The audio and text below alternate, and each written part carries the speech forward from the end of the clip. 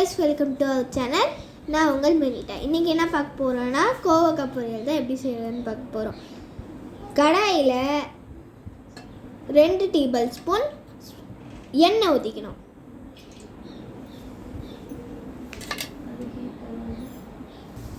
ரெண்டு table spoon எண்ணெய் ஊற்றின பிறகு எண்ணெய் ஹீட் ஆன பிறகு கொஞ்சம் ஜீரகம் போட்டுக்கணும். 1 டேபிள் ஸ்பூன் ஜீரகம். அடுத்து ஒரு நறுக்கிற வெங்காயம் போட்டு நல்லா வதக்கிக்கணும். இந்த கோவக்காய் பொரியல் எதுக்கு செட் ஆகும்னா நீங்கள் சப்பாத்திக்கு வச்சு சாப்பிட்லாம், நல்லா டேஸ்ட்டாக இருக்கும். நல்லா வதக்கின பிறகு நல்லா வதக்கிக்கணும். உங்களுக்கு இந்த வெங்காயம் நல்லா வதங்கணுன்னா உப்பு போட்டு அதை நல்லா வதக்கிக்கணும். அதான் வதங்கும். ஏதாச்சும் டவுட் இருந்துச்சுன்னா கமெண்ட் செக்ஷனில் கேளுங்க ப்ளீஸ்.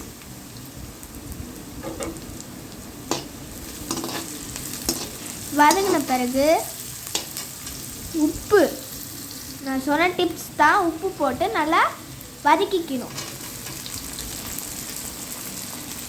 1 டேபிள் ஸ்பூன் போடணும், ஜாஸ்தியாக போட்டு ரொம்ப வதங்கிடும். ஒரு சின்ன தக்காளி போட்டு நல்லா வதக்கிக்கணும்.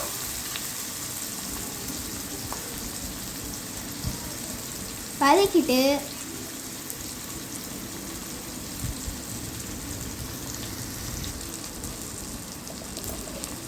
நல்லாயிருக்கும் சப்பாத்திக்கு.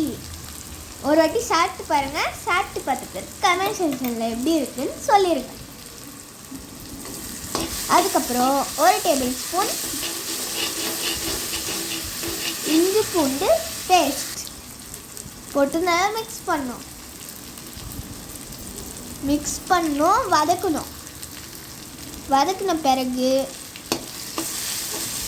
1 table spoon garam masala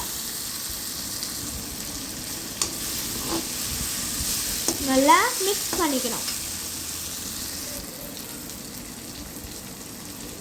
1 table spoon மிளகாத்தூளும் போடணும்.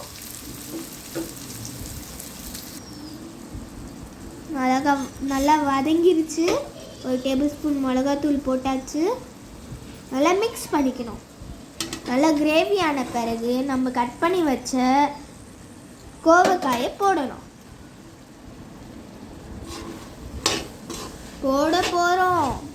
போட்டுட்டோம். நல்லா மிக்ஸ் பண்ணிக்கணும்.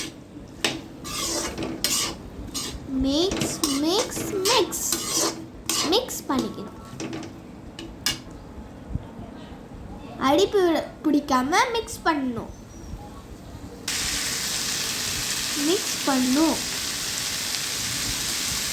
இது சப்பாத்திக்கு நல்லா இருக்கும். நீங்கள் அவங்களுக்கு பிடிச்சிருந்துச்சுன்னா கமெண்ட் செக்ஷன் பிடிக்கணும்னா வேறு மாதிரி போகிறேன். 1 கிளாஸ் தண்ணி நல்லா மிக்ஸ் பண்ணிக்கணும். மிக்ஸ் சப்பாத்திக்கு நல்லா இருக்கும். அடுத்து ஒரு பிளேட் போட்டு மூடி வச்சுக்கணும்.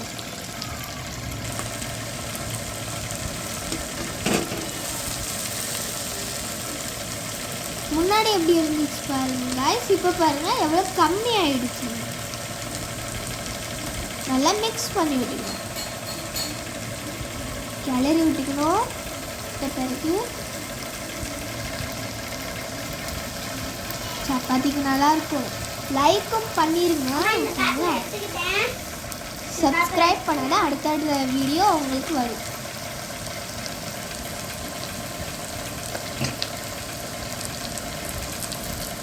ஓகே, நல்லா வதங்கிடுச்சு.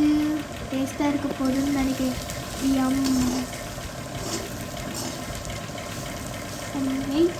5 மினிட்ஸ்க்கு அப்புறம் பாருங்கள் நல்லா டேஸ்ட்டாக இருக்கிற மாதிரி ஆயிடுச்சு. வாவ்.